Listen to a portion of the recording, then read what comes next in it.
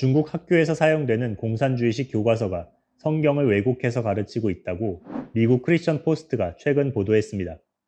이에 따르면 중국 관영 전자과학기술출판부가 발행한 이 교과서는 요한복음 8장 내용에 대해 군중은 법에 따라 여성을 돌로 죽이고 싶어 했다.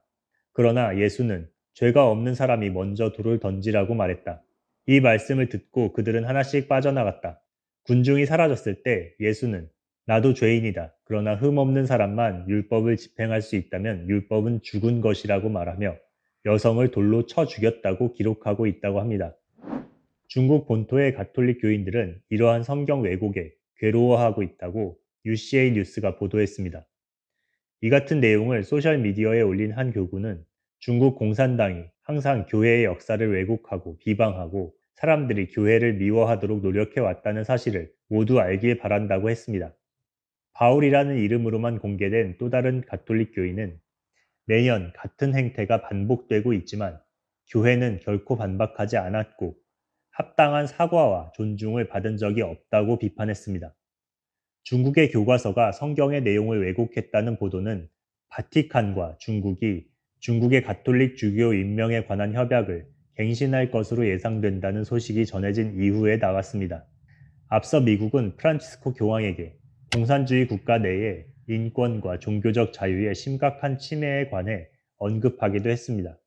이와 관련 중국의 인권과 종교 자유에 관해 보도하는 피터 윈터는 중국 공산당은 이 같은 성경 왜곡을 통해 법과 당이 선하고 순수하며 그들을 대표하는 불완전한 인간을 넘어선다고 가르친다.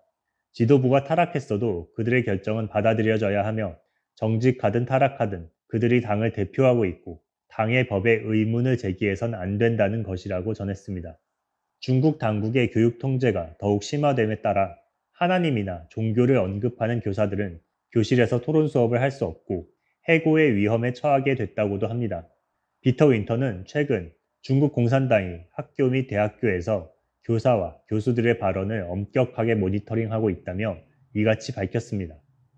당국은 교사들의 반동적 사고 또는 부적절한 발언을 감시하고 학생들이 민주주의와 종교에 관해 배우거나 정권 비판에 노출되는 일이 없도록 단속하며 중국의 학교는 정부의 통제 아래 공산주의 이데올로기를 가르친다고 이 매체는 보도했습니다. 동부 산둥성의 한 영어 교사는 피터 윈터와의 인터뷰에서 정부는 모든 교사들이 전도는 하지 않더라도 공산당에 적대적일 수 있다고 믿고 있다며 중국 공산당은 신앙을 교육에 통합시킬까 두려워하고 있다. 그렇기 때문에 교사들을 엄격히 통제하고 이들이 공산당 이념체계를 따르며 독립적으로 생각할 수 없는 인형이 되길 원한다고 지적했습니다. 또 내몽골의 한 대학 교수는 작년 중앙정부의 조사팀이 홍콩의 민주화 시위에 대한 교수들의 이념적 입장을 조사하기 위해 학교에 왔었고 부적절한 발언을 옹호한 교수는 처벌을 받았다고 전했습니다.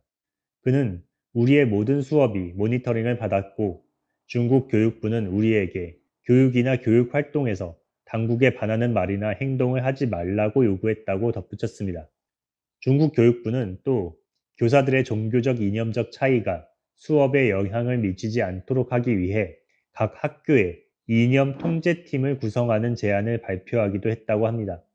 피터 윈터에 따르면 이러한 검열 및 통제 조치는 시진핑 주석이 취임한 2013년 이후 더욱 심화됐습니다.